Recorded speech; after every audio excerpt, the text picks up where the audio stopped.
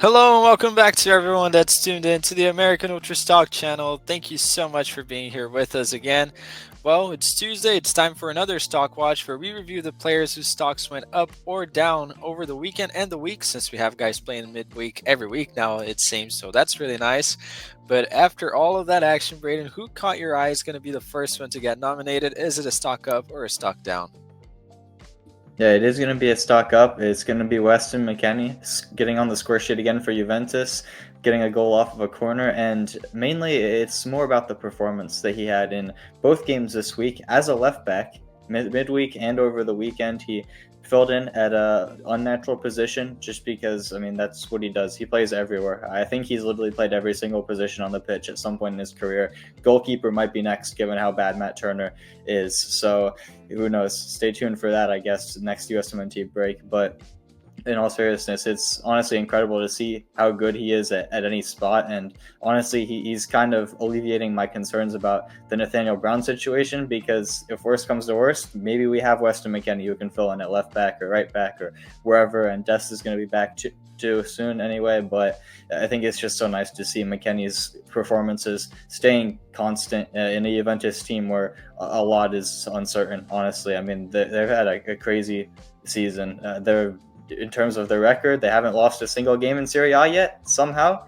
I think they're the only team in the top 5 leagues, maybe besides PSG, to not lose domestically, but 10 of the 17 matches are draws. So it's a little bit up and down, but Weston's been the constant whenever he's healthy, playing in the midfield, fullback, wherever you need him, he's always there. Incredible player, really. Yeah, going from one A teamer to another one, but that we haven't seen for the USMNT in such a long time. I'm going to go with Tyler Adams. Long time that I've been asking for him to get some consistent minutes. It took a long while, but now he's been getting them, and he helped Bournemouth to a very famous win against United. Yeah, I know it's not the Man United of the past. It seems like these days anyone can turn up at Old Trafford and have a chance. Honestly, no shade on them. I think it's just the fact, really.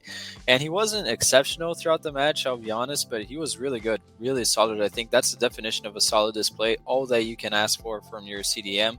And I think performances like this would definitely help him get in the mood and in the groove for the next camp. It's only in March, so he has a bit of time still, and I think this is perfect. Keep building it up, and I'm fine if he plays exactly like that, even for club or for country. That was very solid, and it's exactly what we need. Someone so secure in front of the back four, and he did well with his passing. I thought that it wasn't progressive, but that's perfectly fine. I think one of the best qualities you can have is knowing your limitations, and he did that. So props to him. He was an important part of that win, and 3-0 against Man United. Props to him. He gets a stock up for me. I'm glad to see him back mentioned in this show. Now, the next one right here, Braden. Yeah, that's Tyler's first stock up of the year. So finally, very well deserved. And 3-0 against United for Bournemouth is coming. The consistency. They had the exact same result at Old Trafford last season too. So maybe they can make it 3 on the bounce next year as well. But on to a more negative note, my next one is going to be a stock down, and it's going to be two players actually who are at the same club. It's going to be Chris Richards and Matt Turner. I'll go first on Turner because it's a little bit quicker. He had the opportunity midweek in a cup game. Well, he should have had the opportunity because he was brought in on loan to be the backup keeper. Traditionally, the cup keeper is the backup keeper in England. They have obviously the Carabao Cup, the FA Cup. He wasn't even a consistent starter in the Carabao Cup, and that included the game against Arsenal midweek, which Crystal Palace did actually do okay in. Henderson even got an assist in that game, which I thought was funny. So kind of reassuring that Turner's probably not getting any more minutes. They have an FA Cup game against, I think, a third-tier side in a few weeks, so maybe he'll get a chance in that. But really, you have to have a cup game. I think I had him actually on one of my players to watch, and we got to watch him, just like Pochettino, sit on the bench. So very anticlimactic there. And then Chris Richards, for another reason, he also didn't play the midweek one, but they played Arsenal again over the weekend in the Prem, and he got a chance to get his starting spot back. He was a regular starter for Palace before picking up the injury. Finally got his first start since coming back from that injury, and he was an absolute disaster. Honestly, I think you can blame him for most of the goals that Arsenal scored. A very emphatic 5-1 win for them on the road as well. at Palace, and it's just really not what you want to see. I don't think he's going to be in the starting lineup for a while now. It's just a shame because he didn't even do anything to lose his spot, just got injured, and he got I think it took a little too long for him to get his chance to win the spot back, but he didn't. He did himself no favors, and I can't blame Glasner if he doesn't play him for several more matches now. So it has to be a stock down for both of them, unfortunately. And to add to that, Palace aren't even having that good of a season anyway. Yeah, it's really sad, and I will be honest, Crystal Palace, even back in the day, their history, they do take the FA Cup very serious. It's their hope. The fans always put pressure to have a little nice cup run, so I thought that maybe Turner wouldn't start, but hey, if he was going to start, that would be the game. But it was also funny that Dean Henderson was the one that created the most chances throughout the match with his accidental assist. And on Richards, I mean, I think we both said it early on in the season that his performances weren't all that great altogether either. So this is really sad to see. We need people to step up in the center back end, goalkeeping position. But moving on right here to my pick, I'm going to be very short and sweet right here. Sadly, it's a big name. The guy was on stock up last week, but it's kind of like the story of his career. Gio Reyna.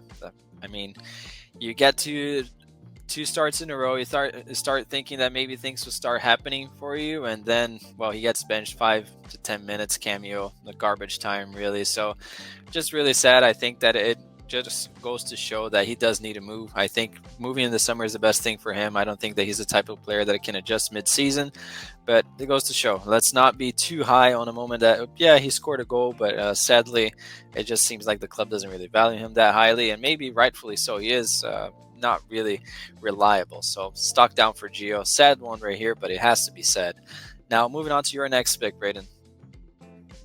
Yeah, I don't even think him getting benched was the surprise. I think we all knew when Julian Brandt was back from injury, he'd go to a more reduced role. But the fact that he couldn't get more than, 5 minutes at the end of the game, it's kind of sad, really, especially when Dortmund should be playing him more to try to raise his transfer value for a move in the summer. But whatever. We'll see what happens with him. Back to a positive note. My next one, you guys might see the jersey I'm wearing, a little bit of a throwback to last season. It's going to be Brendan Aaronson with a stock up goal and assist for Leeds in a very dominant win over the weekend. And yeah, I mean, it's nice to see him get back on the score sheet again and get his second assist of the season. He's been screwed out of a few by some of his teammates at times, but I mean, I think the fact that he is the second highest scorer as a number 10 on the team who leads the championship in goals just goes to show how key of a role he's played for them. I think he's probably up there towards some of their leading minutes makers as well. I mean, he seems to play every single game. He's always in the starting lineup. Whenever they make changes, he's the one constant. The guy runs for days. It's honestly incredible how he keeps fit for so long, but I think it's been a very, very solid season. Won the fans' faith back after the whole tumultuous time that he had there a couple years ago. Very quickly, won Player of the Month early in the season.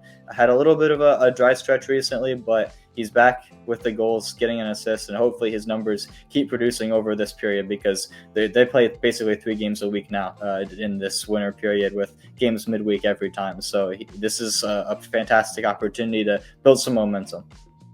Yeah, and I mean, imagine if it was anyone else having the season he's having in the championship. I've even seen people that saying that the championship isn't all that good because Aaronson's getting these numbers. Well, I think that he's doing himself favor, and I really like to see a comeback story like this, whether you like the guy or not. I know a lot of people don't. It takes a lot of grit to overcome just the sort of image he had with the fans in the past. So props to him for that.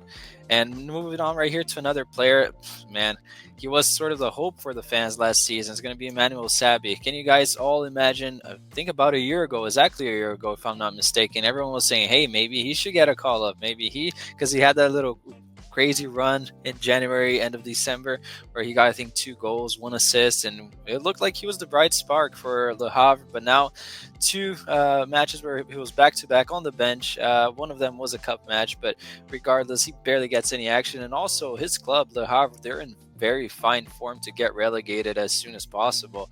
A very disappointing season. Now, I don't think that not getting the minutes with them will do him any favors in terms of a transfer. Maybe he would just stay with them. It's just not a good place to be. For all of the aspirations that he may have had in the past of making that roster, I think he's a lot further than he was a year ago, where legitimately some people were asking for him to have a shout, and why not?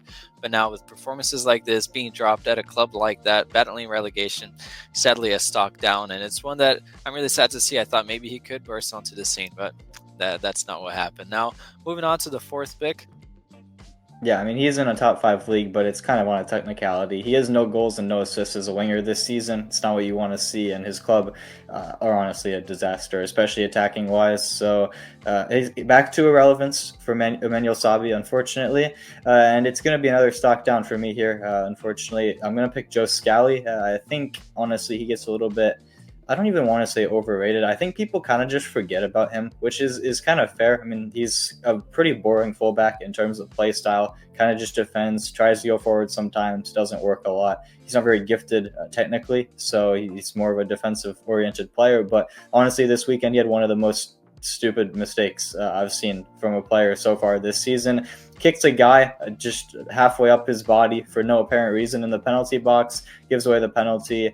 And yeah, I mean, I don't want to say it sums up his season because he hasn't been horrible necessarily, but I can't remember too many games. Maybe there was 2 or 3 here and there where he was actually good, but for the most part, it's been mediocre at best. And it's just making me glad that Serginho Dest should hopefully be back by the March camp, because I don't really think I want to see Scally as a starter again. Now, we don't know how Dest is going to fit into Poch's system, because Scally's more traditionally been the fullback that stays back and then Jedi goes forward. I don't know how that's going to change when Dest is fit again, but we're just going to have to see, and hopefully the plans don't involve Scally, at least from a starting perspective, because he's honestly had a pretty disappointing season from my perspective.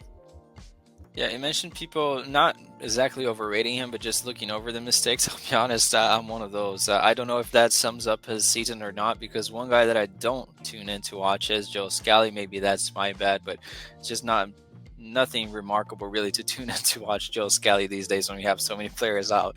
But my next player here is going to be Johnny Cardozo, not only for the goal that he got midweek, which was nice goal for him. I mean, he hustled, he got the goal against a very weak side, but hey, that was the only goal, so a very important one for Betis, who, let's be honest, they're in a downwards trajectory compared to what we thought there may have been. At the end of the last season, things already looked a little bit gloomy, but now I think that Pellegrino has kind of lost the plot. They look out of ideas, but hey, another start for him right after that goal that he grabbed, and I like to see the passion that he displayed after that goal. I mean, some people may clown and say that was an irrelevant match. I like it when players it really looks like it meant something for him, and that's nice for him to back that up with a start in La Liga. I think it's something that he had been needing. Again, Betis letting him down. He wasn't bad throughout the match. I thought that he was playing even progressively too, trying to progress the ball, but they really look out of ideas. And once they get to that final third, it's like nothing can happen really. So they're just praying that something may happen. But for him, I think it's good news. Back on the starting lineup. It's something that we were a little worried early on in the year. So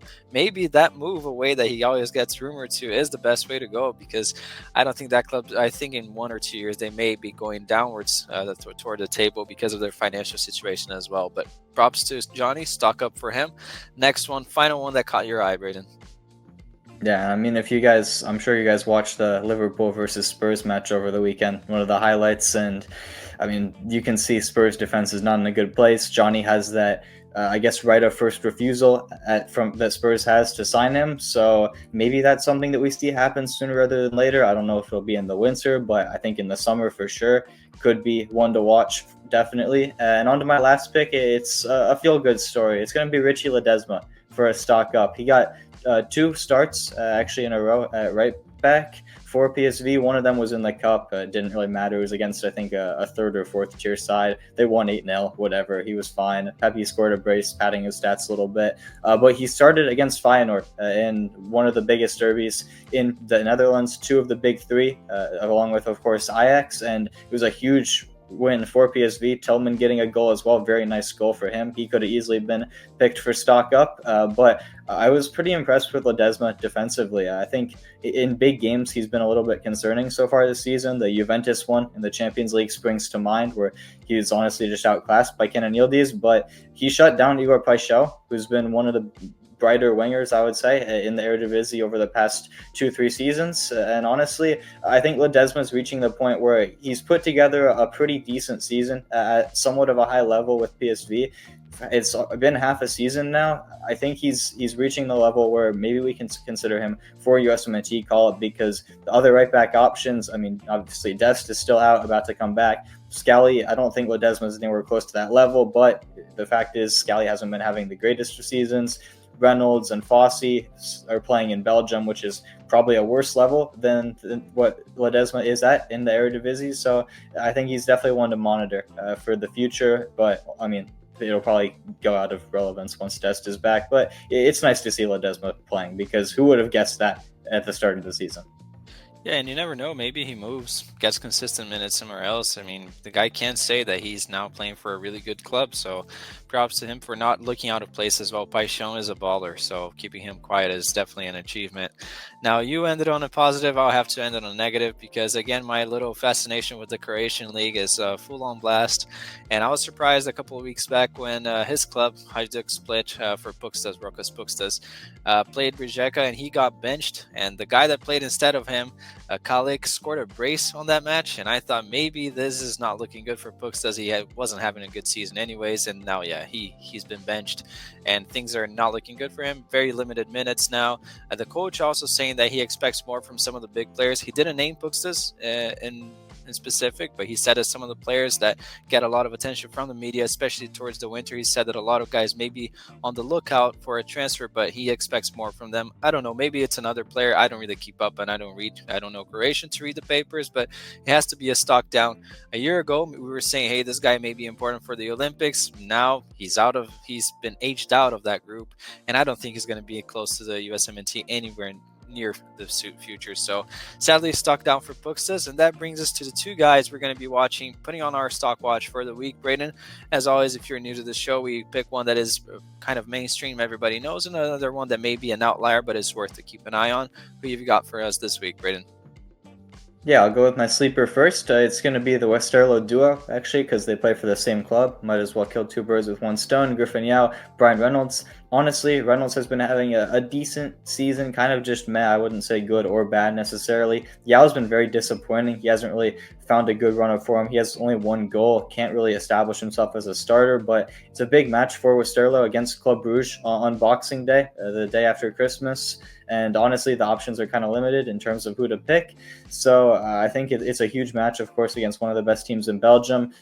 I think Reynolds is probably going to start, as he always does. Hopefully Yao can get a start, but even if not, he'll be a player off the bench for 30 minutes or so and see if he can have some sort of impact, because we're all projecting potentially a transfer for both of these guys. There was a lot of interest in the summer from higher level clubs, and if you're going to want to maintain that level of interest, you have to play well against the best competition that you go up against, and Club Brugge is probably that right now in Belgium. So big match for them. And then for my player to watch, the mainstream one, usually we try not to pick players who were already mentioned in the stock watch, but I mean, there's not really many options. A lot of leagues are on winter break.